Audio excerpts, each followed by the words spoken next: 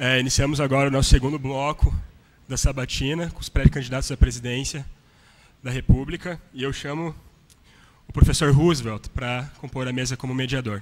Uma salva de palmas.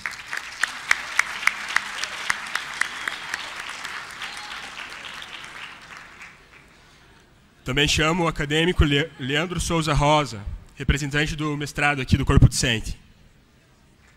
Salva de palmas.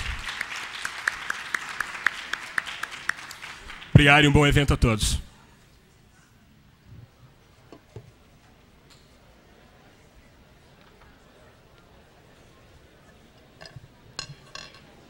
Bom dia a todos.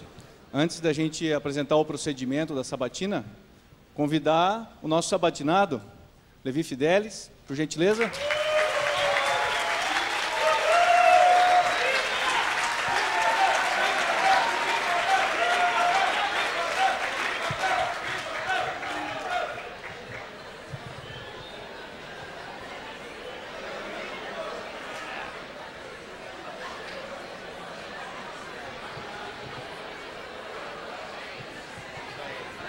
Vamos lá.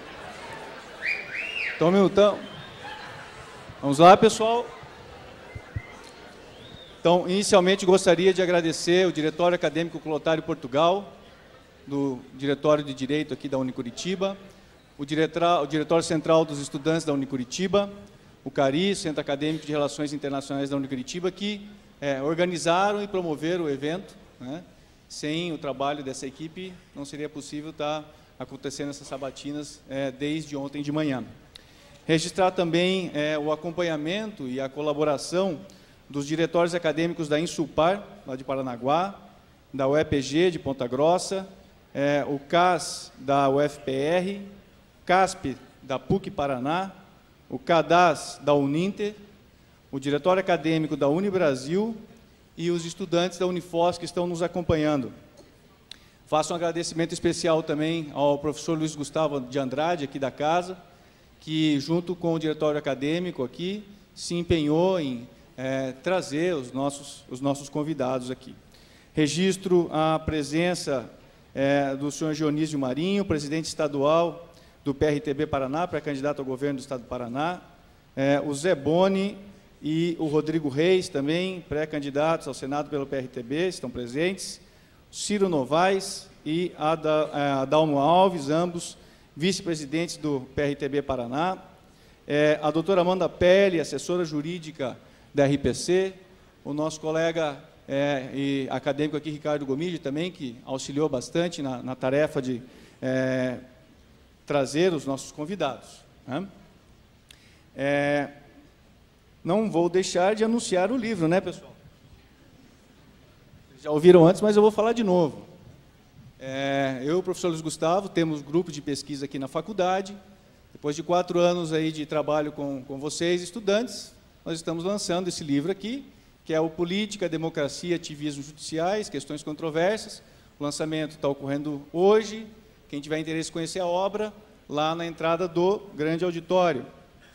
O pessoal fala que tem que incentivar a pesquisa, então uma forma é conhecendo o livro, né?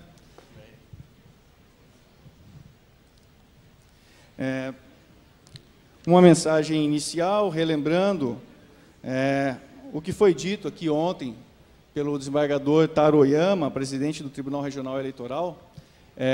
Esse é um momento para nós aproveitarmos o que há de melhor na democracia, que é a informação sobre propostas de um candidato, né?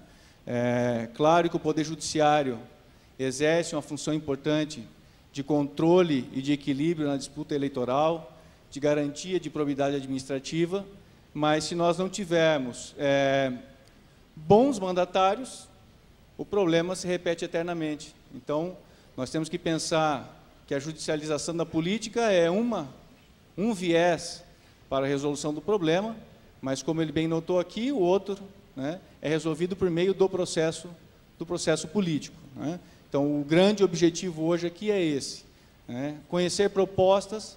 O objetivo não é ofender ninguém, não é gerar um ringue, né? E sim conhecer o que o candidato tem a dizer, né? Numa democracia, ela funciona com base no diálogo, e o diálogo ele pressupõe uma pessoa que fala e uma que escuta, né? Então, se a gente não tem a capacidade de escutar, não temos o direito de falar, né? Estou fazendo essa observação, isso é para além do que o presidente do TRE disse ontem, né? Mas eu só tomo essa liberdade de completar essa fala para pedir que sejamos todos cordiais e respeitosos como temos sido até o momento, né? Vamos ouvir e quem quiser fazer crítica ou apoiar, isso pode ser feito no momento oportuno, nas redes sociais, nas conversas familiares, enfim, o momento, como eu disse agora, é de ouvir, ok?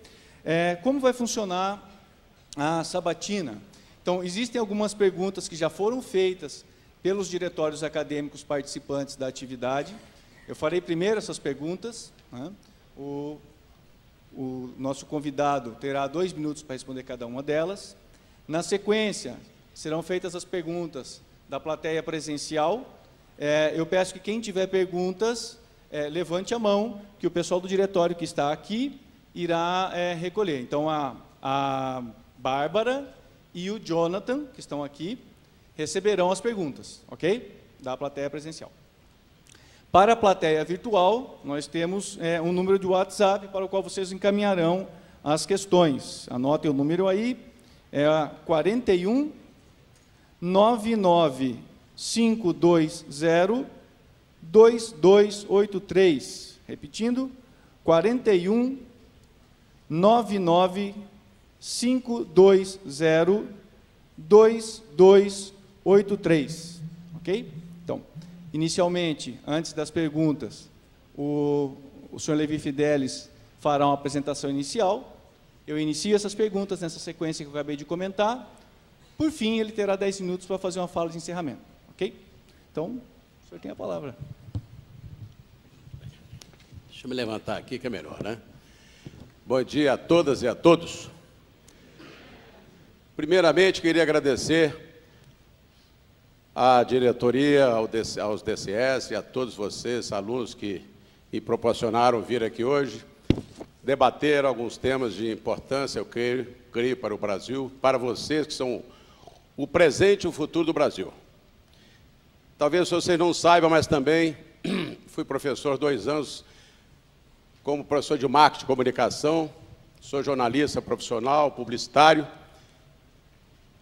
Disputei 3 vezes, essa é a 3ª vez, a eleição para presidente da República. Gostaria honestamente que saíssem hoje daqui com a impressão de que um brasileiro está tentando, junto com vocês, mudar essa nação. Um brasileiro quer colocar temas importantes para o nosso país poder almejar um futuro cada vez mais decente, mais probo, mais correto, com ética. E é isso que eu me faço presente. Abri mão honestamente de algumas agendas para vir aqui no meio do futuro do Brasil. Abri mão porque sabia que aqui é o campo fértil para podermos levar à consideração das futuras gerações, que vocês serão os grandes líderes, temas de importância para as famílias, para o país e, como sabem, são temas muitas vezes cruciais, mas que para mim não me importaria que vocês fizessem todo e qualquer tipo de pergunta, mesmo porque alguém que se diz um homem público, e o sou, tem que submeter ao crivo do contraditório. E aqui estou para submeter-me a que vocês venham com as perguntas que forem, porque já participei de alguns debates em universidades, nos jornais, debates televisivos, e honestamente o que mais me encanta é onde eu estou, porque aqui eu sei que vocês sairão com ideias concretas a respeito de quem postula o cargo maior à presidência, e não nos jornais, onde você já vem, né, já vem aqueles entrevistadores com ideias formadas, com ideias preconcebidas, e muitas vezes representando grupos que os pagam para fazerem determinadas questões de perguntas, para exatamente, muitas vezes, constranger as pessoas, e não para dar à sociedade o que lhe é importante e interessante, que são perguntas de interesse maior e que atendam às demandas da sociedade. Então, fiz questão agora, nesses minutos iniciais, vir agradecer a vocês e dizer que, como ex-professor, eu continuo professorando a vida, porque dentro da minha pequena legenda, que é o PRTB, é uma grande legenda em ideias e conceitos. Pode não ser tão grande, mas ela tem qualidade. Como dizia uma velha propaganda, que não é o maior, tem que ser o melhor. Muito obrigado inicialmente a vocês.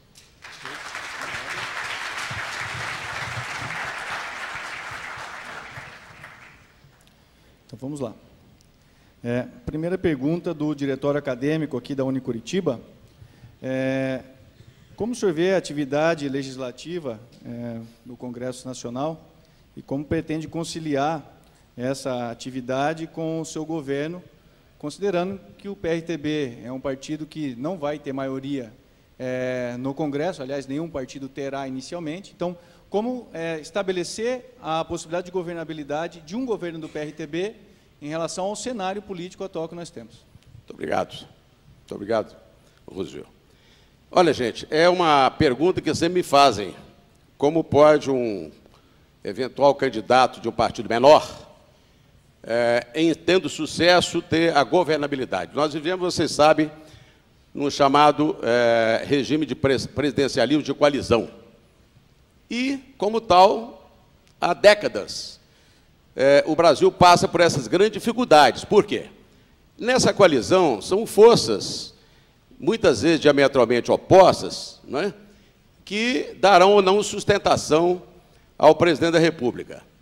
Porém, nós sabemos também que, muitas vezes, este presidente da República, ele não tem, primeiro, a condição pessoal de governabilidade. Muitas vezes ele não conhece do ramo, ele é colocado pelo sistema ali.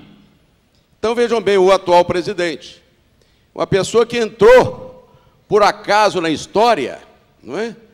Nessa questão do impeachment, e a presidente anterior também ali estava sucedendo, não é? Um outro governante que também fazia parte de todo um projeto de governo em que os vícios do passado se repetiam dentro deste presidencialismo de coalizão. Ou seja, os partidos que dão sustentação pedem em troca.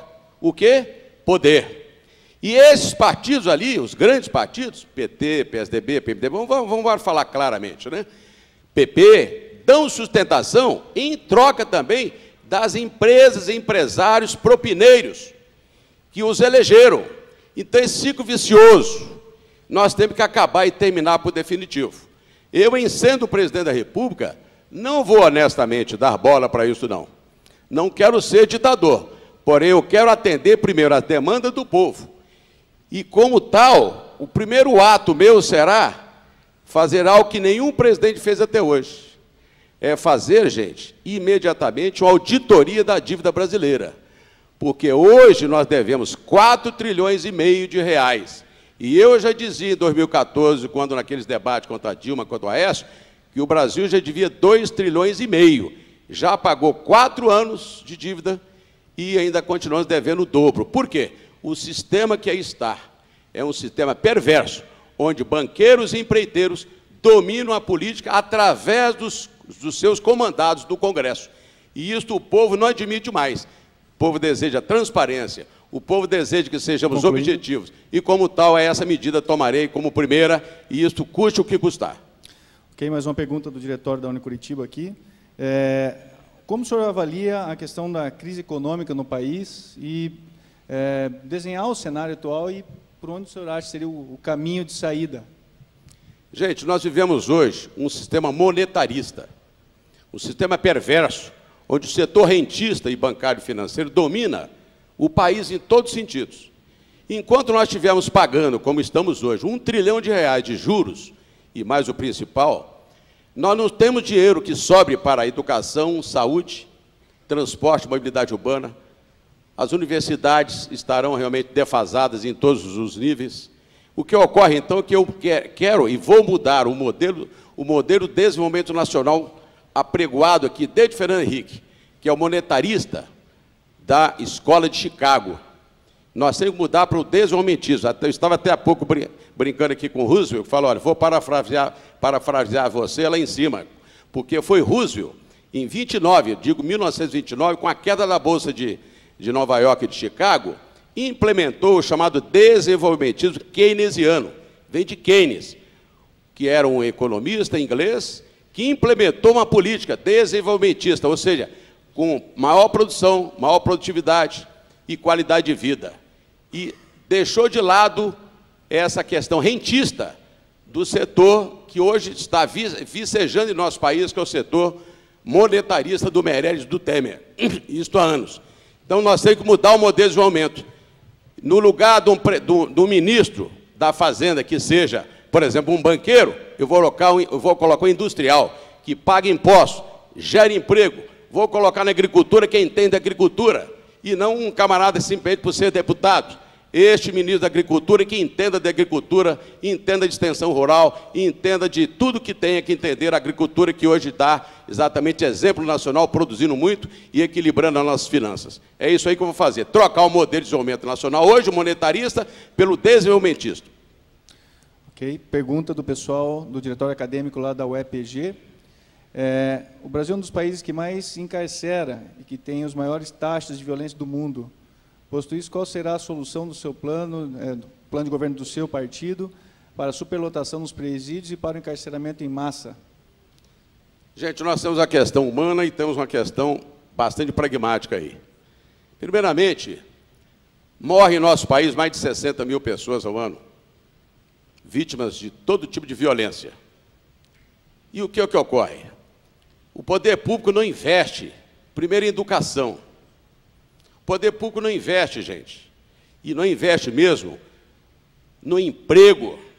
Nós temos 14 milhões de desempregados, porque essa política monetarista não permite a que exista sobra para se investir e para custear escolas, faculdade, educação, saúde.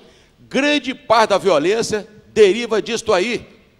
É importante frisar que uma pessoa que assalta ou que mata, muitas vezes ela é levada a isso, porque perdeu o emprego, vê o filho passando fome. Não estou dizendo que aquela pessoa tem direito de matar, de assassinar, porém, grande parte é derivado disso, porque o Estado é conivente, direto ou indiretamente.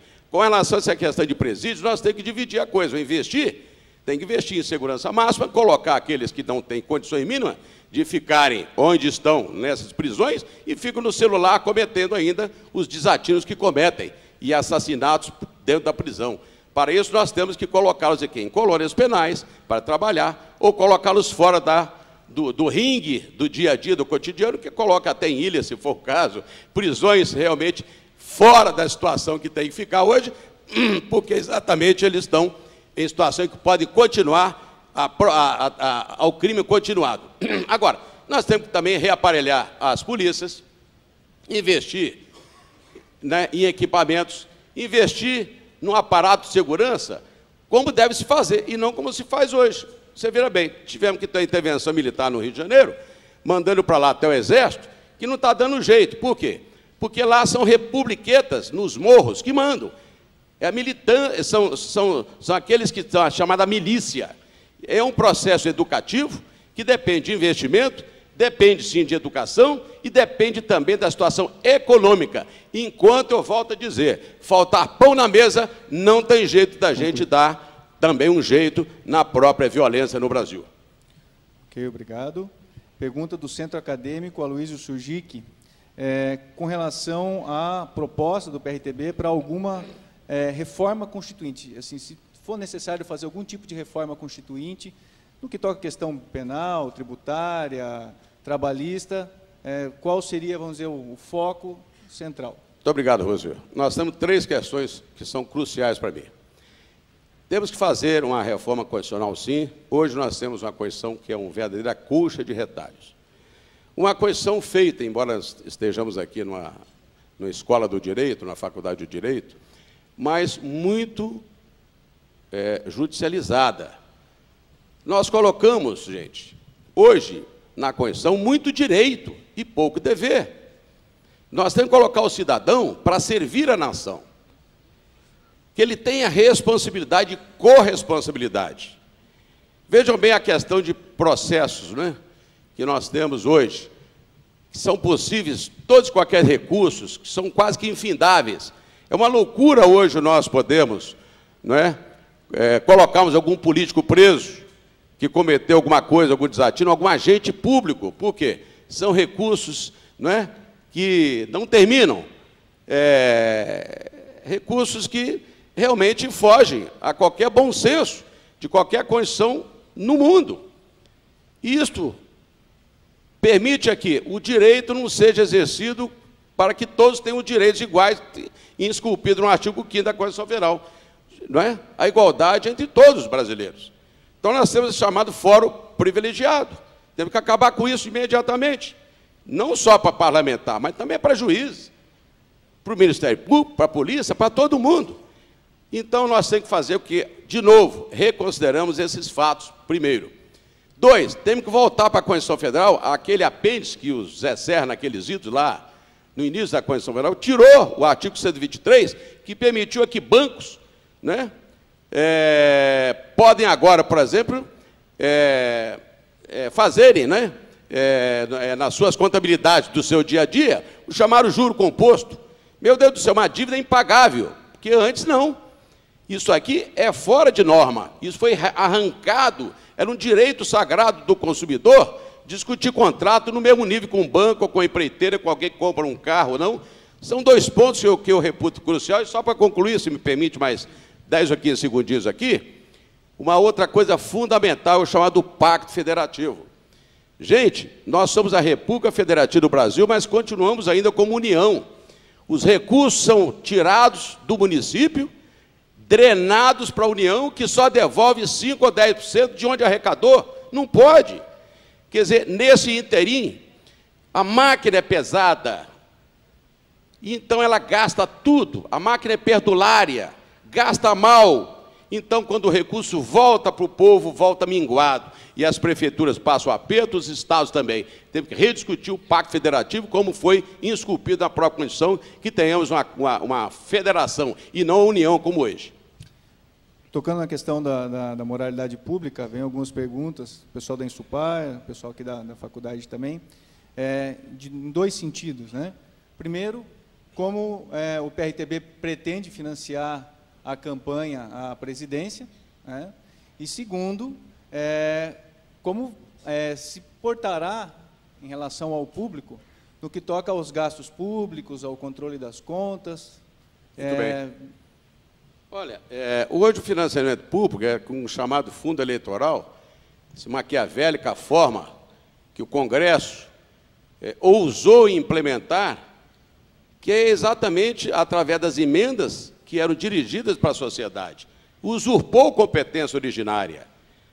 Gente, que crime tirar 1 bilhão e 700 bilhões que eram exatamente destinados à saúde, educação, tudo, segurança, para fazerem campanha em apenas 45 dias, gastarem essa fortuna, 1 trilhão e 700. 80 milhões ao dia, isso não pode. Isso foi criminoso. E o pior, a redistribuição desse famigerado fundo eleitoral, o PMDB, PSDB, grandes partidos, PP, vão receber negócio de quase 200 milhões para redistribuir, inclusive para parlamentares já eleitos. Quer dizer, não permitindo aqui tenhamos uma renovação congressual e distribuíram para pequenas legendas ínfimos valores, porque não dão aqui as pequenas legendas, que são as verdadeiras democracias exercidas no nosso cotidiano. Já não temos dinheiro nem para sobrevivência, possamos fazer praticamente campanha com recurso próprio. Ora, aí está o grande diferencial. Por outro lado, tem o chamado crowdfunding, né? Chamado popularmente vaquinha eletrônica. É algo que vocês não sei se sabem, que agora vai se permitir a arrecadação via internet.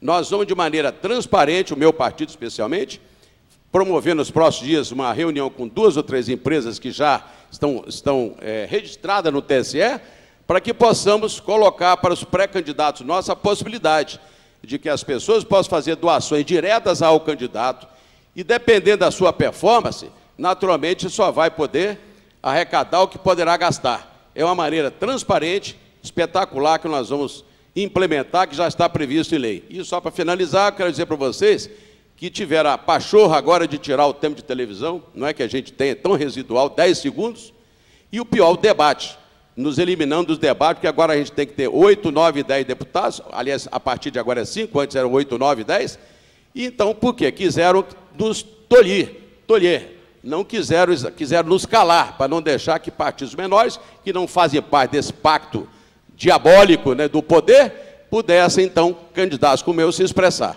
É lamentável isso, que está apregoado em lei hoje, e que as pesquisas não nos pesquisam, não é? Que as rádios e televisão não nos convidam. Isso é terrível, não é? Okay. É isso aí. Insistindo na questão da moralidade ainda, e sendo bem específico, eventualmente, se o PRTB vier a governar o país e algum ministro, chefe de secretaria, enfim, vier a ser envolvido em algum escândalo de corrupção, como o senhor tratará essa questão da corrupção e da governabilidade? Olha, primeiro, não somos poder hoje, então eu não poderia responder sob hipótese, mas uma coisa é certa, nós hoje temos candidaturas próprias de governador em 11 estados, também a mesma quantidade entre senadores, né? Deputados, um país inteiro, mais de 2.000 candidatos.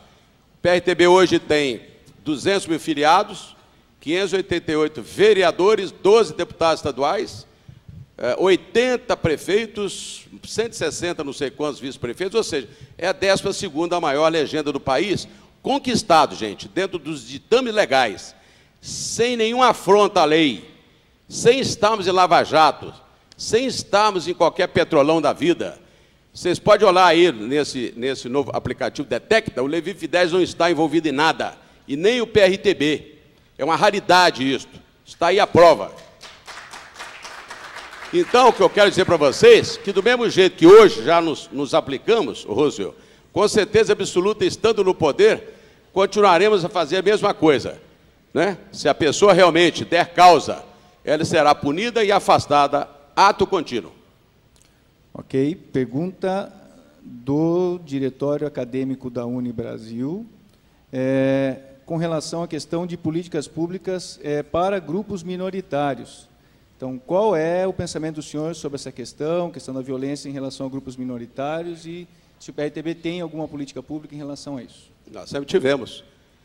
Nosso partido sempre teve aberto, nós temos aí o PRTB Mulher, o PRTB da Juventude. Agora eu faço algumas exceções no seguinte, eu acho que o que fizeram esses anos todos, os partidos de esquerda especialmente, foi gramicismo puro, né? Começaram com esse negócio de cotas, eu acho isso uma infâmia, cotas. Imagine só, gente, você ter 20% para isso, 30% para aquilo, você está dividindo a população. Pessoal, só um minuto, eu vou pedir a gentileza. Exatamente, é o princípio da igualdade, é 100% para a mulher, 100% para o homem, 100% para o negro. Nós temos que fazer com que os brasileiros não tenham distinção entre si. Imagine só que nós temos o sul do Brasil que não tem tanto negro, se nós tivermos aqui a cota, então, de 20% para branco e 80% para negro, ou vice-versa na Bahia. Então, vamos parar com essa hipocrisia. Os brasileiros, pelo fato de serem negros ou brancos, ou japoneses ou italianos, não tem que mudar, não muda a cor do sangue, e nem a sua condição de brasileiro nato. Pessoal, eu vou pedir gentileza. Pessoal, pedir a gentileza. Só um minuto. Quero sim dar espaço ao contraditório no momento adequado. Pois não. Só pedir gentileza, pessoal, o sabatinado é o Levi Fidelis, ok? Então, vamos deixar ele falar.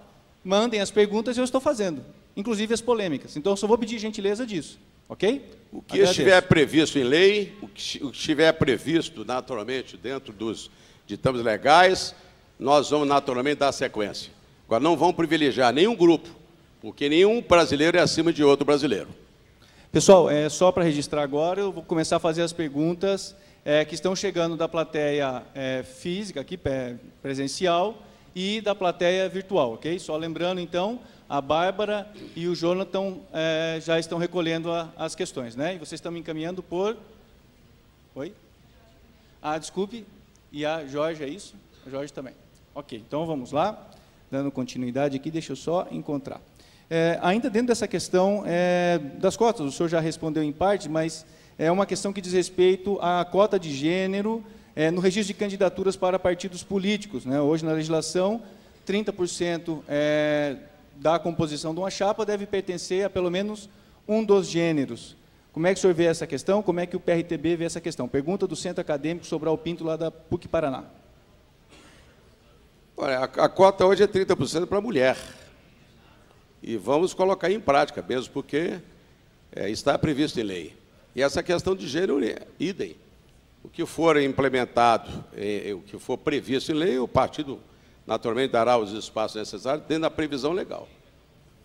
Ok.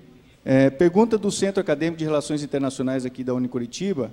A pergunta, o senhor já fez uma menção a ela, a questão do foro privilegiado, mas a questão também das mordomias, dos cargos do Poder Executivo, enfim, alguns entendem como prerrogativa, outros como mordomia, né? Então, como o senhor vê a questão do controle dessa imunidade, né, que eventualmente o mandatário tem de um lado e de outro, essa questão do uso de recursos públicos, claro, para... Essa imunidade realmente não pode se cingir a tão somente a questão penal, né, questão judicial. Ela tem também que se cingir a fazer uma reformulação. Por exemplo, o Congresso hoje tem um orçamento de 6 bilhões anuais. Ali num passo de 10 mil funcionários, o total entre Câmara e Senado. Olha, um orçamento desse para 6 bilhões de reais para a Câmara e Senado é realmente uma vergonha, não é? Por outro lado, nós não temos isso apenas lá. Nós temos também nas câmaras, nós temos também nas assembleias legislativas. É preciso também levarmos em consideração que também os mandarins da República ganham muito. Você veja bem, quando algum desembargador, ministro, juiz viajam, também leva lá seus $300 por diária. Então a União gasta muito, a União é perdulária. Essa imunidade, ela tem que se transcender também nesta questão, transcender também na questão de gastos públicos. E os chamados cartões, gente, os cartões corporativos gastaram R$1 bilhão e não se dão conta de quê? Para onde gastou-se, onde se gastou. Isso é ignomínia. Tudo tal de secreto. Vai para daqui a 50 anos, todo mundo já morreu. Ninguém poderá julgar ninguém mais. E quero também dizer isto, além do mais, os gastos públicos errados que fazem. Por exemplo, quando financiam Cuba, Venezuela com dinheiro do BNDES e ainda colocam como secreto, foi uma fortuna, muitas vezes, mais às vezes, do que se gasta com o Congresso. Tem-se informação que o BNDES gastou mais de 300 bilhões de maneira secreta, mandando dinheiro para vários países latino-americanos e da África, sem controle nenhum. Ok, pergunta aqui do professor da faculdade, professor Dalton Borba. Qual a sua percepção a respeito da possibilidade de uma reforma constitucional visando a consolidação de um modelo parlamentarista no Brasil? Olha, isso está fora de cogitação, não existe parlamentarismo. Nós temos que ter uma Constituição do povo. Essa questão está ventilada agora de intervenção militar e tudo, mas é uma falácia. Os militares desejam e querem, Roosevelt, participar do processo democrático, mas querem participar de um processo democrático limpo, não como hoje está, de urnas fraudáveis, não como hoje que está, onde a democracia é uma falácia, é uma democracia fraudada, concebida e feita para tal, para eleger os que lá já estão e o controle social feito por eles que já estão no poder, desde o Fernando Henrique. Então, os militares tão somente querem participar do processo democrático. Muitas vezes o pessoal fala aí, mas escuta, o militar quer intervir, não querem nada. Querem que o Congresso legisle, quer que o Supremo Tribunal e todos os segmentos e setor do judiciário façam o que tem que fazer, que é o poder determinativo, e quer que o Executivo trabalhe sem roubar, sem lesar. O militar, eu quero me referir a isso, porque você está dizendo essa questão, não tem que introduzir apêndice nenhum, a fórceps, se o militar vai tomar ou não o poder. Isso pelo que eu entendi. Não tem disso. A Constituição Federal ela tem que ser mudada e esculpida de maneira diferente para os dias de hoje. Ela foi concebida lá atrás, em 88, onde o país estava passando uma transição, vindo do regime militar para o democrático, com as diretas já. Então, eu sou a favor de uma modernização e que, nessa vez também, outros atores têm que atuar, não só advogados e juristas, como na última vez, que transformaram essa questão do judiciário, né, judicional, como crucial. Tudo hoje termina onde? No judiciário. Depende do ministro, depende do Supremo Tribunal, do STJ, do TJ e juiz monocrático. Nós temos hoje uma república totalmente, não é, jurídica. Concluído. Isso não pode. Ok. Pergunta do professor Pompeu aqui da casa também, da Unicuritiba. Quais os critérios objetivos e fundamentos técnicos para a auditoria da dívida pública que o senhor eventualmente pretende realizar? O senhor comentou sobre a questão de controle de gastos, né? Muito fácil. O Brasil, muito fácil mesmo. Dá para pegar ladrões grandes, gigantes, e são quantidades menores. Sim. Você sabe quem é que, por exemplo, né, capta recursos para a taxa Selic, no chamado Tesouro Nacional? São os bancos. JP Morgan, Citi, Bradesco, Santander. Você não compra o chamado Tesouro Direto e ir lá. Quero comprar aqui 10 mil reais, ou 20 mil, ou 100 mil de títulos do governo. Não pode ter um interveniente. São eles, como sempre. É o lobo que toma conta, né, da galinha. É isso. Eu vou pegar essa turma toda e falar, escuta, onde é que vocês gastaram? Quanto gastou-se? Quem se beneficiou? Quem é dono dessa dívida? Poucas perguntas. Nós temos a Maria Cláudia Fattorelli, lá em Brasília, com a grande técnica, que fez auditoria na dívida do Chile e baixou a dívida do Chile em 70%. Fez lá da Grécia também a mesma coisa. Vou contratá-la. Sim, ela e tantos outros. Nós temos aqui, não é, Dionísio? Um grande professor daqui, desculpe o nome. Mário Nazaré, que já me deu estudo nesse sentido. Eu não falo da boca para fora, eu falo com conhecimento de causa e vou utilizar as técnicas e os melhores técnicos para fazê-lo. Ok, pergunta do Rafael Bonacin, estudante de produção cênica lá da UFPR. Quais medidas o partido tomaria para melhorar a legislação cultural, tendo em vista que é um cenário relativamente novo em âmbito nacional? Questão política cultural. Olha, Lei Rouanet é uma beleza, né? Para o Chico Buarque, para o Gil, cada um tem cada apartamento lá no Leblon de 40 milhões. Os cantores. Agora, o dinheiro não chega para onde precisa. Na nossa cultura raiz, para o teatro, na favela, para a música de base. É isso aí. Tem que mudar. Porque no Brasil tudo é máfia. É máfia do dinheiro lá em cima. É máfia no ônibus, que manda no ônibus. É máfia do banqueiro. Máfia da empreiteira. É máfia em tudo. É um país hoje já comunizado, comunista. Não vivemos democracia. Sim, tudo a máfia. Vão acabar com isso. O povo quer governar essa nação. O povo quer definitivamente mandar neste país e não consegue mandar. O agricultor sofre bullying, não pode produzir porque tem a cartelização. Essa é a verdade. Então tem que mudar tudo. De virar de cabeça para baixo. Querem capitalismo? Que vamos exercer com oportunidades geradas, que o capitalismo prevê, e não com máfia. É o país da máfia. E tudo. Vai lá no Supremo Tribunal. É o advogado, que é filho, que é neto, que pede não sei o quê, não sei o quê. É a empresa que compra.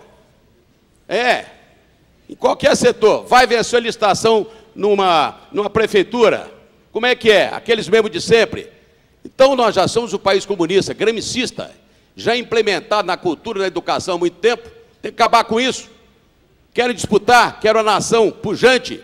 Vamos disputar. Vocês estão aqui hoje, alunos, se prepararam, levaram 20 anos. E na hora de vocês dar o produto da tua vida, também volta para a máfia. Concluído. Vocês vão ter que ser estagiário, começar de baixo, vão fazer com que você rale e você não pode empreender. Por quê? Tem dinheiro lá no BNDES, por isso que eu quero fazer o chamado BNDES Juve, que é uma seção específica do BNDES da Juventude, porque eu quero dar a quem se formar a condição dele empreender. Saiu da faculdade com canudinho, meu amigo, vai no BNDES, vem cá, olha, eu sou advogado, eu sou dentista, eu sou engenheiro, eu preciso de R$1 milhão.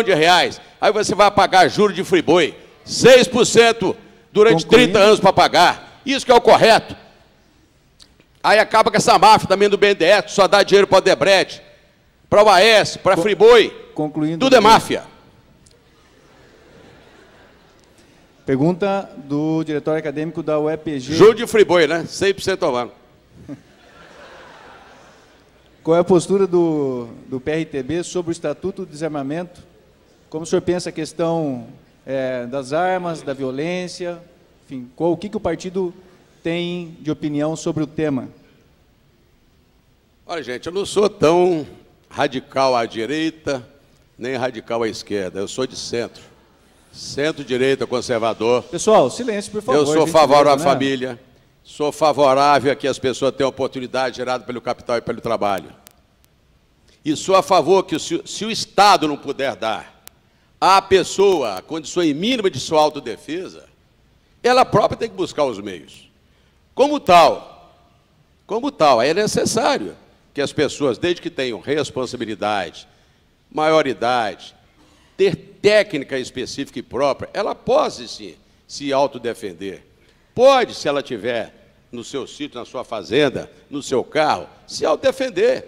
Ou será que nós vamos continuar refém desses milhares e milhares de bandidos que nos assaltam com armas de grande calibre? Desde que façamos uma lei. E esta lei lhe permita obter, tendo o risco da sua vida, a essa possibilidade de você ter, não é? Porque, veja bem, o cara fala de arma, de fogo, mas você tem em casa até, dentro da sua própria casa, você tem aqui uma faquinha de churrasco, não tem? Você pode com aquela faquinha cortar a carótida de alguém e resolvido o problema. Para que ter arma, ter medo de arma de fogo, se você precisa tê-la para defender? É o chamado poder de dissuasão, gente. Vamos acabar com essa hipocrisia que muita gente fala aí. Vamos parar com isso. Ninguém sai doidamente matando mulher em casa, cortando carótida com a faca, dando facada. Sabe que vai ser preso, vai ser também processado, a mesma coisa com a arma. Se a pessoa for de maior idade, tiver condição, se ela precisar de ter viagem, ter uma arma em casa, no sítio, eu acho que pode ter essa possibilidade. Agora, não vão dar para o camarada a 12, todo mundo de 12 na rua, uma guerra fratricida civil, como nos Estados Unidos, lá um cara vai lá na escola, na faculdade, mata 200. Concluindo. Então, é questão de discutir. Cabe ao Brasil discutir isso, colocar no Congresso e fazermos pressão para que haja uma lei realmente de podermos as pessoas optarem pela sua própria segurança, já que 600 mil militares no Brasil, entre civis e militares, não estão podendo dar conta de nada. E está aí até o Exército saindo em socorro do Rio de Janeiro, como agora. Pergunta da Mariana, de Relações Internacionais, com relação à política externa. Quais políticas o governo do PRTB, caso eleito, iria realizar para priorizar a questão de política externa? Essa política priorizaria países desenvolvidos e mais ricos ou optaria por países do eixo sul, enfim, países que estão em desenvolvimento? Como seria a visão do partido? Eu acho que nós temos que ser pragmáticos. O Brasil precisa exportar mais, precisa, para tal, produzir excedentes exportativos, ter competitividade, chegar nos grandes mercados também, não apenas com produtos primários, mas nós temos a transformação que a indústria perdeu no nosso país, competitividade. Eu me lembro de 30 anos atrás, mais ou menos, eu tenho 66, gente, então não me acho que eu sou tão vetusto assim não, mas acontece que eu me lembro, né? Eu me lembro dos grupos Matarazzo, os Vilares, os Bardelas, né? O Brasil teve grandes empresas e com esse negócio dos Estados Unidos financiarem a China, nós hoje perdemos a competitividade. Produto chinês entra em qualquer esquina aqui, qualquer cidade. Nós perdemos a indústria têxtil todinha. A indústria de transformação, nós vendemos negócio de 100 milhões de toneladas de ferro para a China e Japão, para eles mandarem o aço para cá. Vamos parar com isso. A Estrela produzia até recentemente brinquedos do Brasil, está no Paraguai. Ora, então nós temos que fazer como o Trump. O Brasil para os brasileiros. Vamos aqui valorizar a nossa mão de obra, melhorar a qualidade dos nossos produtos, ter competitividade e exportar para qualquer que seja o mercado. O dinheiro, o mercado de exportação não tem cara. Eu exporto para a África, compro para a América Latina, compro para os Estados Unidos, para a Europa. Então não tem esse negócio. Nós temos que sim nos alinhar a blocos que sejam competitivos conosco e que nos deem condição de exportar. É necessário o Brasil ter uma política não privilegiada, como teve até recentemente, negócio de ficar financiando Bolívia, lá do Evo Morales, financiar o metrô lá da Venezuela, o Porto de Mariel, A Argentina fez rodovias com o nosso dinheiro, para de brincadeira. E faltando dinheiro aqui para metrô, faltando dinheiro aqui para comida. Então, nós temos que ser pragmáticos. Concluído. Nosso país tem condição de ser competitivo. E, para tal, nós vamos dar essa pré-condição, inclusive com escolas técnicas. Não é só de faculdade, universidade que se faz no país, não. Escola técnica aprimora quem não tem condição de chegar lá. Okay, já que o senhor tocou nesse assunto, eu ia fazer uma pergunta, mas vamos voltar aqui, que eu acho que o tema da educação é uma questão importante. Tem duas questões aqui. Uma com relação à escola sem partido, ouvi a opinião do senhor e do seu partido sobre isso, e a outra questão sobre o projeto educacional do PRTB. As duas questões, ok? Escola sem partido... Desculpa registrar, pergunta da Unicuritiba aqui e da PUC Paraná, tá? Ah, pois não. A escola sem partido nasceu, gente, de uma necessidade de despolitizar como estava sendo feito. Não que seja ruim, não que seja certo ou errado, mas foi a necessidade. Nós sabemos que estão sendo distribuídas cartilhas, né, desde baixo para cima, que não dizem respeito a uma formação, por exemplo, de uma criança. Né? E isso tem que ser delegado aos pais. Cabe à escola formatar e formar, né, o cidadão, com cultura, não é? Com técnica, e não ficar ensinando como fazer A, como fazer. Isso cabe ao pai. Então, surgiu uma necessidade, essa ideia e o conceito. Então, honestamente, para mim, isso tem que ser tirado. Um dia desses, soube lá no estado do Ceará, de um professor estar lecionando e de costas para os alunos, colocava lá Lula livre. Vocês acham correto? Espera aí, isso é brincadeira, né? É exacerbar, não é? Então, é questão crucial. E alguns querem tirar o crucifixo da parede. Chegou um nível de realmente de caminho sem volta, de inversão de valores morais, não é? Pátrios. Neste caso, eu sou a favor realmente de despolitizar e deixar que as pessoas exerçam o seu direito e o contraditório como queiram, mas não aproveitarem uma posição de docente e implementar ali dentro, na cabeça do aluno, ou fazer cabeça de pessoas, ou colocar-se à disposição ali de um movimento interno dentro das faculdades ou de uma escola. Ok? Ok, aí a segunda questão da proposta educacional. Sim, primeiramente, gente, no Brasil nós temos, eu sou criador, talvez você não saiba, da primeira revista do Brasil sobre informática, nos idos, né? Tem que falar isso para vocês, de 83 a 84. Eu fiz um programa de televisão chamado TV Informática, e à época eu dizia, um computador por escola. Mas, claro, naquele tempo o computador era $4.000. Hoje, você tem aqui, todo mundo tem o seu celular, então que seja um computador por aluno. Então, primeiro, tecnologia, oportunizar as pessoas. O docente tem necessidade também dele estar capacitado, né, ao uso dessa tecnologia. E depois mais verba, gente. Tem que ter dinheiro, pagar bem o professor, o aluno com condições de ser aluno, de baixo a cima. É necessário investimento.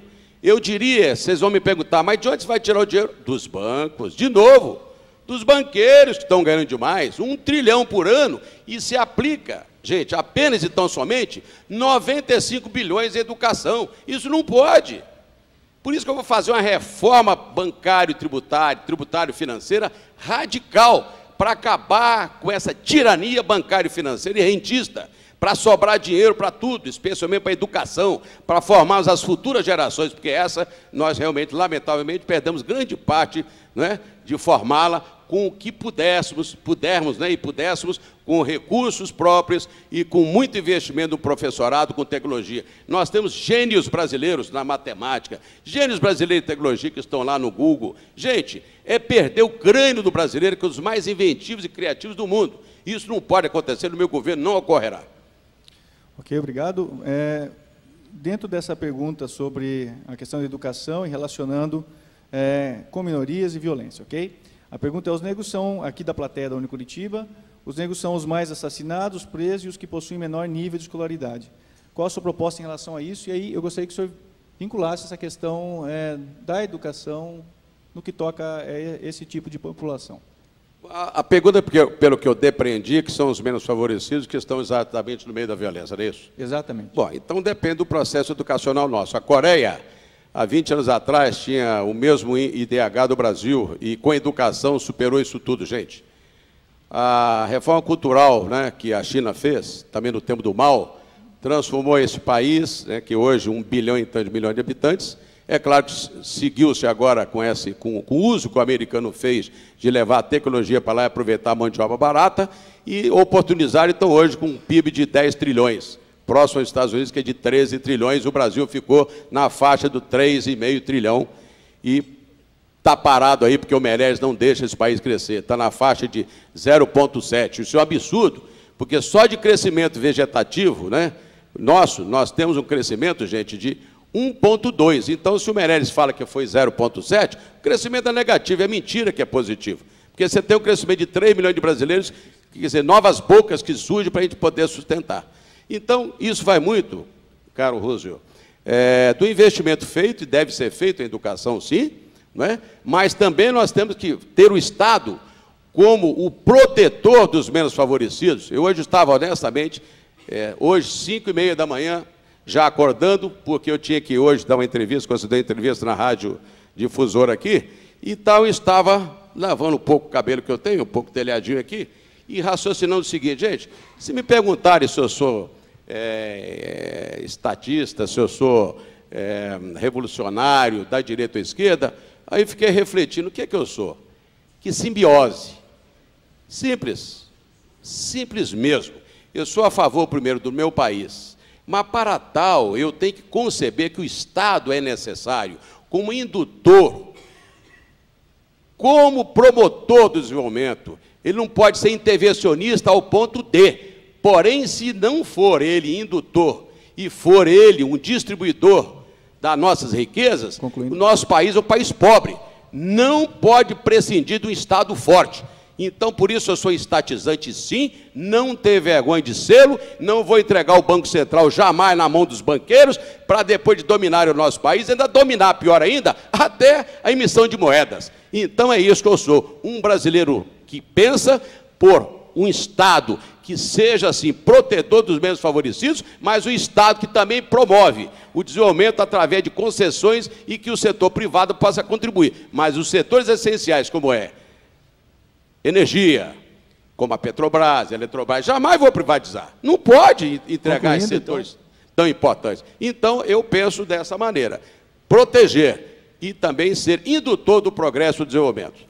Ok, eu vou insistir numa questão que está voltando recorrentemente aqui, a questão da violência em grupos minoritários. Estamos referindo, claro, aos negros, mulheres, grupo LGBT, enfim, a insistência é que há uma indicação de que esses grupos são mais vulneráveis na questão de violência. Então, se o PRTB tem alguma política específica para gerar proteção a esses grupos, esse é o ponto central. Eu gostaria que o senhor tratasse especificamente dessa questão. O PRTB segue as normas e a lei. Se o Estado já está aí protegendo e já dando, né, a nível, por exemplo, da justiça, né? Hoje, se alguém reclamar de alguém, se olhou assim para o camarada assim e achou que ele é negro, e o chamar, ele é punido na hora. Né? Na hora. Por quê? Daqui a pouco eles vão excretar a pessoa, vão empurrar de lado. Então, eu acho que, não é que eu não queira responder com precisão, mas eu não tenho políticas específicas, mesmo porque eu acho que já foram dadas oportunidades realmente bem razoáveis, né? A que as pessoas possam expor seu pensamento, não é? Expor as suas necessidades físicas e pessoais em todos os níveis. Eu acho que o Estado hoje já deu uma proteção bem razoável, né? Dessa maneira, eu não vou amplificá-las, vou deixar como está. Mantém a política atual. Mas, lógico, é o que está. Eu tenho que obedecer, eu sou, afinal de contas, na verdade, um presidente da República. Não sou um presidente de mim mesmo, eu tenho que respeitar todas as diversidades de todos os níveis. Acho que está respondido, né? Com relação... Bom, a plateia... senhor Levi Fidelis, a plateia é formada basicamente de jovens, estudantes, estagiários e estão preocupados com as suas carreiras em face do cenário político e econômico do país. Com relação a esse grupo em especial que está entrando no mercado de trabalho, qual é a proposta que o PRTB tem em relação a eles? É a melhor proposta de qualquer presidente da República. Ninguém falou disso o tempo todo. O jovem leva 20 anos entre uma creche até chegar a se formar. O Estado até investe muitas vezes, né, na entrada da faculdade com o ProUni, estimula, financia, e o próprio Estado o larga, o deixa. Quando você termina a faculdade, fala, agora vai se ralar. Na hora de colher os frutos do seu trabalho, gente, do seu aprendizado, o Estado o abandona. Então, o PRTB tem o único partido que tem uma proposta objetiva para o jovem pós-formando. É essa que eu falei um pouco e vou agora dissertar um pouco mais. Abrirei o BNDES Juve, Banco Nacional do Desenvolvimento Social, que hoje financia apenas grandes cartéis, grandes empresas. Este banco exercerá o que está previsto exatamente no seu estatuto, que é financiar pequeno e microempresário, e entre os quais eu vou colocar também o pós-formando. Qualquer que seja a atividade, ele tem o direito garantido quando formado. Ele vai a um agente do BNDES, que seja um banco privado, Bradesco, Santander e tal, qualquer banco, ou diretamente no BNDES, ele tem direito legítimo a postular um financiamento para sua atividade profissional, seja qual seja a sua categoria. Inclusive psicólogos, que muitas vezes não encaram, né, esses caras aí que fazem muita exceção a esse segmento. Isso é um absurdo, na verdade, porque realmente a mente é fundamental e importante, o equilíbrio de uma pessoa para exercitar qualquer atividade. Até esse setor, ele é discriminado. Então, seja um dentista, um engenheiro, um advogado, ele tem o direito sagrado de, em se formando, ele vai a este banco e o banco é obrigado a financiar o seu projetinho. Então, você leva lá, se você é advogado, você leva lá, olha, preciso comprar tais livros, tais computadores, tais isso, tais aquilo, e custa R$300 mil, e o banco é obrigado a te financiar a juros de friboi, como eu falei, 6% ao ano, 20 anos. Pessoal, é isso que eu quero dizer para vocês, vocês terão o apoio integral do governo, porque hoje nós temos isso. A minha filha é formada em Direito, já tem 7 anos, a Karina. Concluindo. Eu uma vez cruzei com ela, só para concluir, eu estava na Sé e vi a minha filha, cheia de processo na mão, estagiária ganhando um salário mínimo, um absurdo. Eu investi tanto nela em faculdade, ela é formada lá em São Paulo, nas grandes faculdades, grandes nomes, né?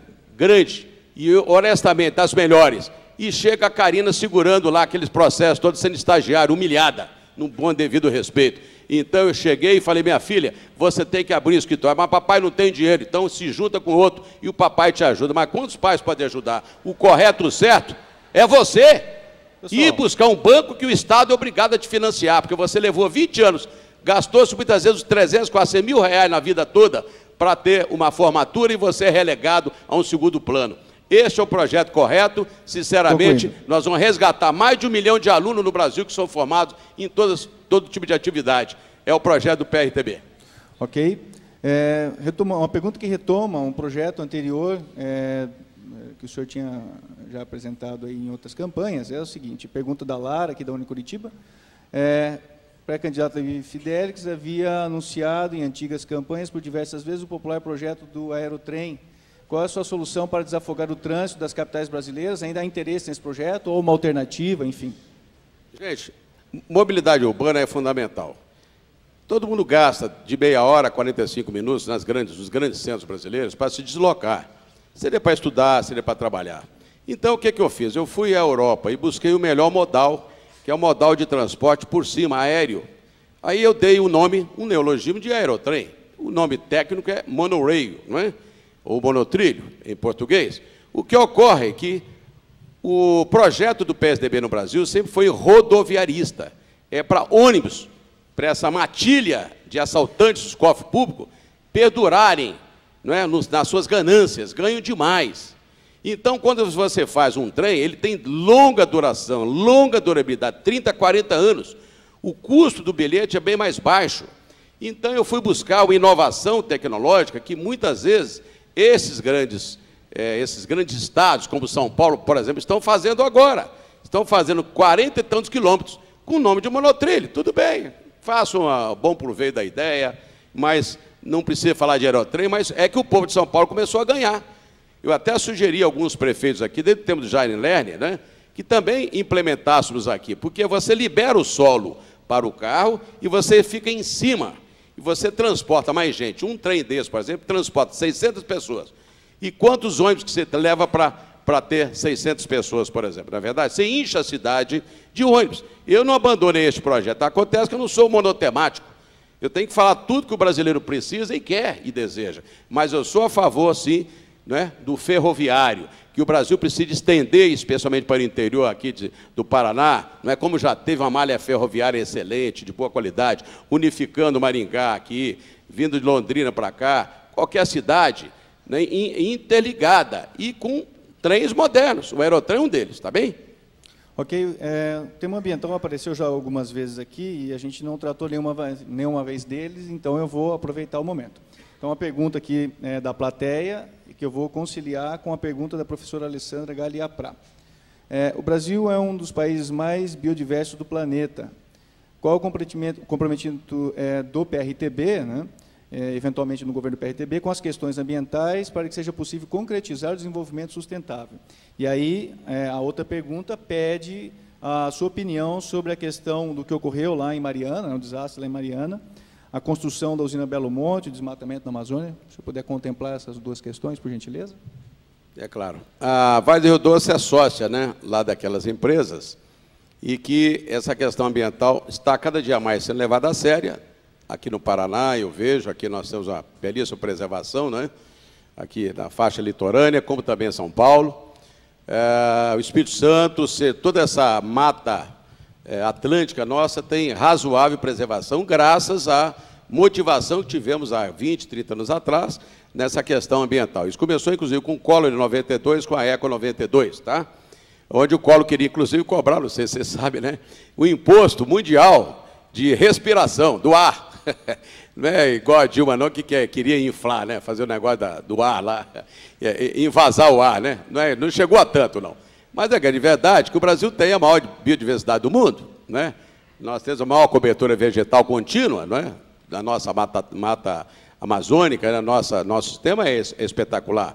Agora, nós temos que conciliar também que o Brasil é o maior produtor de proteínas do mundo, né? Hoje nós temos também uma agricultura empresarial, não é? Espetacular, especialmente no Centro-Oeste. Devastamos grande parte do sul do Pará, a Amazônia já chegando lá, Rondônia nem se fala, e o Brasil realmente está num desequilíbrio total nesse campo. É necessário aprimorarmos, sim, esse segmento de vigilância total. A exportação de madeira segurou-se bem, mesmo porque também os países que importavam o mogno e outras madeiras nobres nossas também tiveram a consciência de que não podiam vir requerer do Brasil, né, esse madeirame todo para seu luxo, né? Ocorreu também isso. Há uma consciência mundial nessa questão de biodiversidade. E eu vou prosseguir nessa linha. É necessário preservarmos, sim, grande parte do que temos para as futuras gerações. Eu acho que o Brasil já tem grande parte do país já dentro da agricultura empresarial que pode produzir excedentes, inclusive já produz. São mais de 200 milhões de toneladas que o Brasil produz entre arroz, feijão, soja, trigo, tudo isso aí.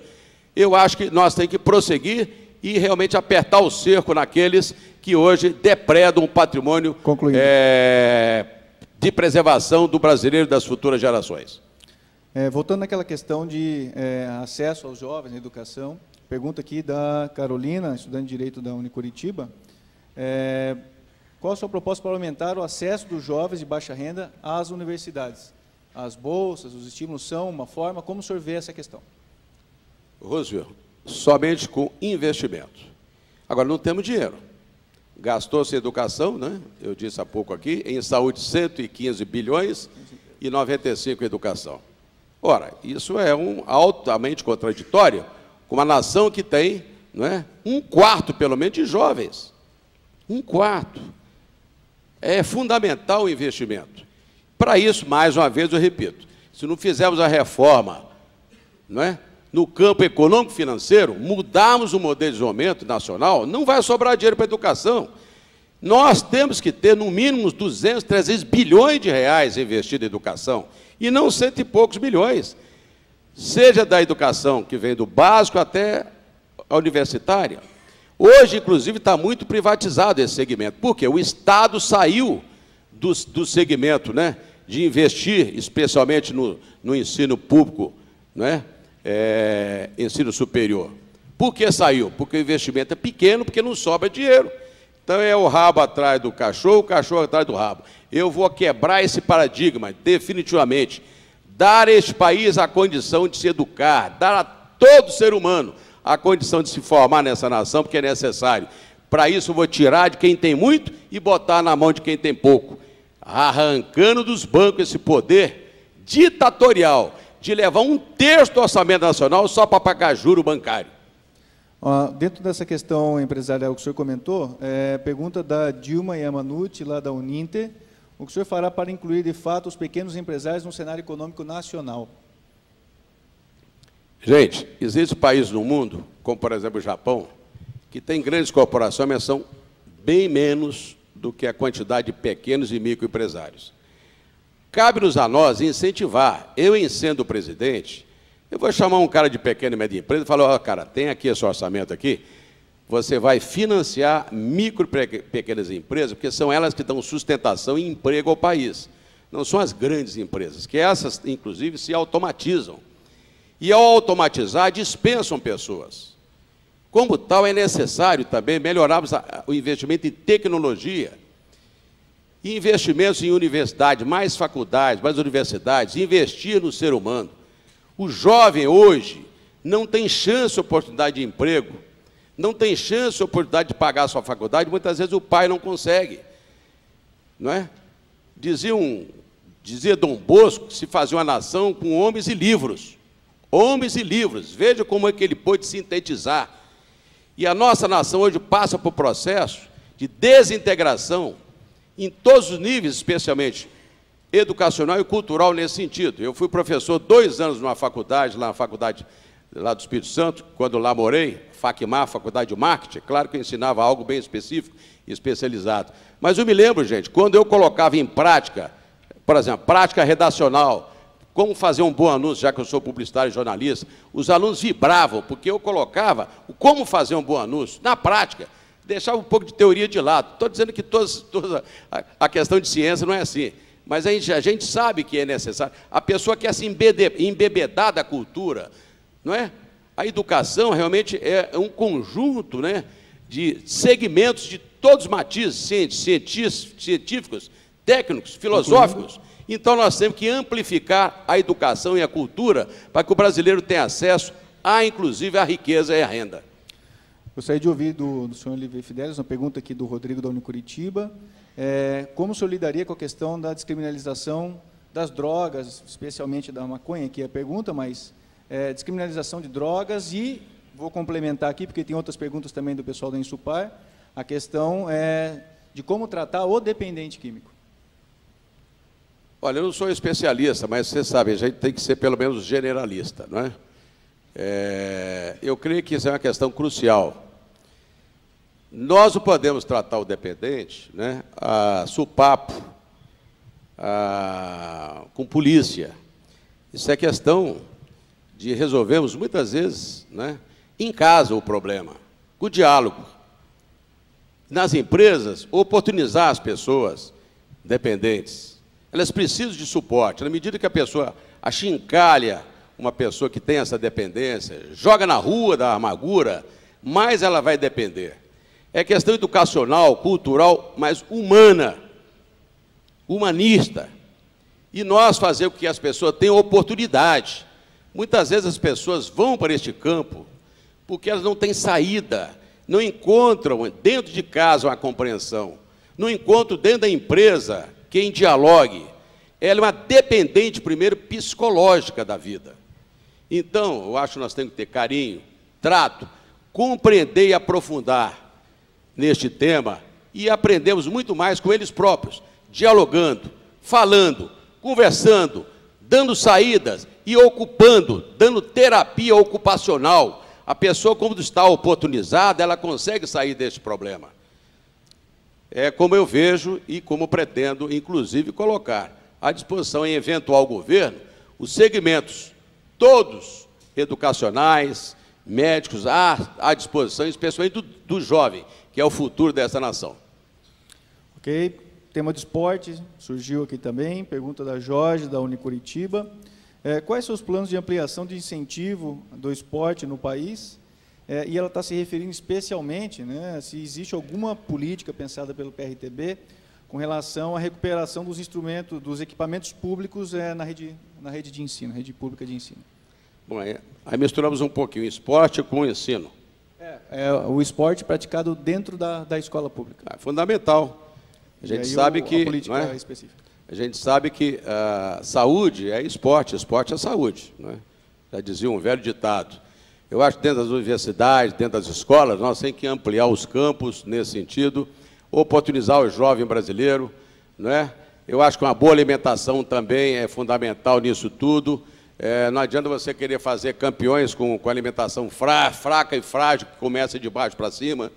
Então, é necessário que tenhamos campeões nas universidades, sim, incentivarmos, que o Brasil tem vocações em todos os campos de Olimpíada, de futebol, de tudo. E é a questão de centrarmos força nisso e creio que é investimento, é grana, dinheiro, gente. Se investe pouco na capacidade esportiva do país, em todo sentido, basquete, futebol, natação, tudo. E eu acho que a universidade tem dado os nossos campeões. A universidade tem fabricado os nossos grandes nomes, né? Todos os tipos, né? Paralímpicos e olímpicos. Eu acho que falta o quê? É investimento. O americano lá, ele incentiva, né? O europeu também. E aqui, a gente ainda tira o apoio. Isso é um absurdo. Para isso é mais verba. Mais verba. E vão tirar de quem? Dos bancos, que ganham tudo, tiram tudo e não deixam aplicar em educação e em cultura. Eu vou arrancar os bancos, esfolar. Não vou deixar mole para essa turma, não. Comigo, não. Vou tirar dos bancos e dar para quem precisa. É o povo e o jovem, especialmente o jovem, que é o futuro do Brasil. Pessoal, eu tenho muitas outras perguntas aqui. Eu procurei diversificar os temas, porque algumas são recorrentes, né, e o candidato meio que já respondeu, né, mas tem uma aqui que ficou para trás, eu acho interessante fazer, e aí depois dessa pergunta eu vou franquear o espaço ao senhor Levi Fidelix para fazer as suas considerações finais. Então, a última pergunta diz respeito, foi feita aqui pela plateia também, com relação à relação entre a religiosidade, os movimentos religiosos e o impacto que a religião, esses movimentos religiosos, podem ter em políticas de governo, na legislação, considerando que o nosso Estado é laico. Como o senhor vê essa questão? Veja bem, no meu entendimento, o Estado é laico esculpido na Constituição.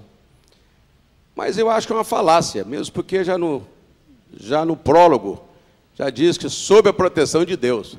Está lá. Que laico o quê? É besteiral, né? Ninguém vive sem Deus, né? E nem pode viver. Está lá. Sob proteção de Deus, promulgando essa Constituição Federal. Que besteiral, né? É besteira para burro. Então ninguém realmente compreende como na prática não é. É fundamental, né, gente, uma relação realmente de Estado com religião e de pessoas com religião, mesmo porque nós somos formados de corpo e alma. Corpo e alma é uma simbiose, é o ser humano. Né? Não pode tirar um de outro, senão você não vive, não sobrevive. Não é? Posso fazer só uma intervenção? Eventualmente, as pessoas que não acreditam nessa questão religiosa, elas têm mais ou menos direito à dignidade e terão mais ou menos respeito em relação ao seu Totalmente, governo? mesmo porque essa questão ela é uma questão muito pessoal. A pessoa pode até ser ateu, não acreditar em nada. Embora eu acho que na hora H do cara morrer, eu falo, meu Deus, me salva, eu não sei. A grande verdade é que na hora de pegar para capar, cara, deixa a brincadeira de lado e não sabe o que vai ter lá. Mas uma coisa é certa, a opção a pessoa pode ter, né? Mas a grande verdade é que é inafastável, né? Essa condição do ser humano. Você, para nascer, você precisa de quem? Da mãe, da parteira, né? E para morrer, alguém vai levar o teu caixão. Então, se você analisar bem, você precisa sempre de alguém, né? E especialmente de Deus, né? Eu acredito, sou um homem que tenho fé, e acredito que, naturalmente, com raras exceções, eu acredito realmente que nós temos algo a mais, né? Algo a mais do que simplesmente o corpo. Simplesmente o corpo, né?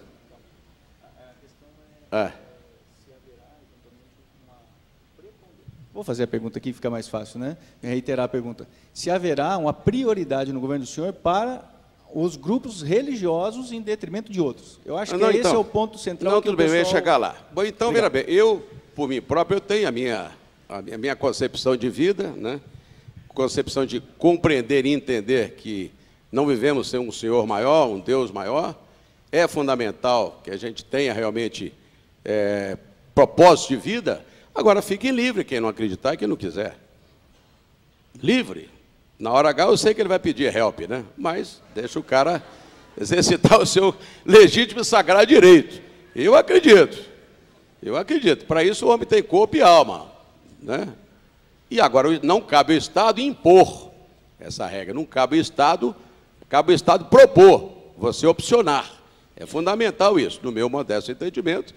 Eu creio que as pessoas podem optarem, né, e fazer a sua opção por acreditar ou não acreditar, mas é nítido, né, que você não nasce do nada, né? Você nasce de alguma coisa, algum sentido, lado da palavra existe para que você seja o ser humano que é.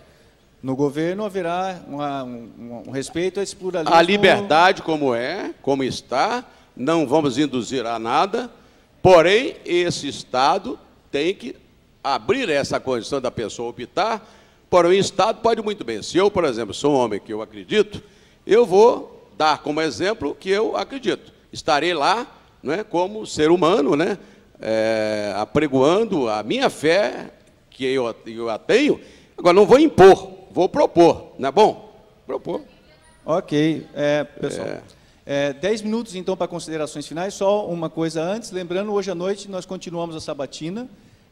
Começa às 19 horas, Manuela Dávila no primeiro horário, Marina Silva no segundo. Então, Levi Fidelis, 10 minutos para as considerações finais. Fique à vontade. Bom, muito obrigado, primeiro, a oportunidade de estar aqui com vocês. Eu tenho certeza absoluta que isso aqui foi muito mais uma sabatina do que uma interação, porém as perguntas vieram. Se não consegui satisfazê-los em tudo, peço honestamente as minhas escusas. Nós estamos sintonizados, honestamente, que a eleição próxima será a mais importante dessa nação. Eu acredito, sinceramente, que não temos outra chance, oportunidade de renovar conceitos e valores na próxima eleição presidencial, na próxima eleição para governadores, senadores, deputados. O jovem é fundamental, o jovem é o futuro do Brasil. Eu sempre fui jovem, não passei dos 28, embora eu tenha 66 aqui. Fui professor 2 anos na FACMAR, Faculdade do Espírito Santo. Sempre apregoei que a técnica é fundamental, mas também as oportunidades geradas pelo capital e pelo trabalho também o são. Mas, se acreditem ou não, eu digo para vocês, só vamos renovar esta nação se pudermos tirar de lá, do poder, os que lá estão somente se aproveitando, né, da oportunidade de ganharem mais, se esquecendo que nós temos aí uma geração de jovens espetacular, como nós temos aqui presente hoje, que o futuro de vocês é o nosso futuro. Eu tenho 3 filhos, né, 3 netos, meus filhos todos já formados, puderam ter a oportunidade também de exercer o contraditório dentro das suas respectivas faculdades. A Karina é formada em Direito, a Lívia foi em Humanas, né, na área de comunicação, meu filho é vizinho também. Eu sou da área também de comunicação, já fui professor vários anos, né? Alunos meus, depois de 10, 15 anos, falavam: Fidelis, eu te ouvia lá em Vitória quando você morava, tudo que você falava está dando aí, cara. Você falava que exatamente era necessário, né, que a gente fizesse o que tinha que ser feito, que entendesse, e hoje eu sou uma publicitário, a jornalistas, graças ao que você ensinava na prática. Que eu ia para o quadro e dizia: o anúncio que eu faço é este, e a técnica foi essa, e tudo na prática, nada de muita teoria, não. E os caras dali saíram, vários, inclusive, que foram para a Globo depois, né, foram para outras emissoras, formados dentro da faculdade, que eu fui professor de publicidade e propaganda lá em Vitória do Espírito Santo. Então, não fala aqui, honestamente, uma pessoa sem prática, não. Tenho 66 anos, sou publicitário e jornalista, não é? Há 40 anos já trabalhei no jornal Correio da Manhã, fui professor na FACMAR, Faculdade de Marketing. Então, muitas vezes, a imprensa e a mídia, né, nos coloca como algo que, não, é radical nisso. Não tem nada a ver de radical, não. Acontece que eu exercito o meu direito ao contraditório e falo às claras. Eu fui aluno e fui professor, não é? E isso durante alguns anos. E eu sei que hoje vocês estão aí, amanhã poderiam estar aqui também, tá? O mais importante é que você faça e exerça o que quer, como quer, mas nós temos limites, né, de exercitar até o próprio contraditório. O Brasil está aí diante de uma eleição decisiva para o nosso futuro, uma eleição do qual nós vamos alijar do processo os que aí estão há tanto tempo e só provocaram desgaste, né, no campo psicológico, financeiro, tudo, porque realmente lesaram a confiança do povo brasileiro. Levaram bilhões e bilhões dos cofres públicos, não é? E agora, graças a Deus, e graças a pessoas como o juiz Moro e tantos outros juízes desse país, estamos passando o país a limpo. E é a primeira vez que nós vamos ver, inclusive, candidatos de partidos grandes ou menores no mesmo patamar, que o investimento que será feito será praticamente quase igual. Eu sei que nossos, sei lá, 3 ou 4 milhões de reais é tão pouco para dividir entre todos os candidatos do Brasil todo, quanto um PMDB que tem 200 milhões de reais, um PSDB uns 180 milhões de reais.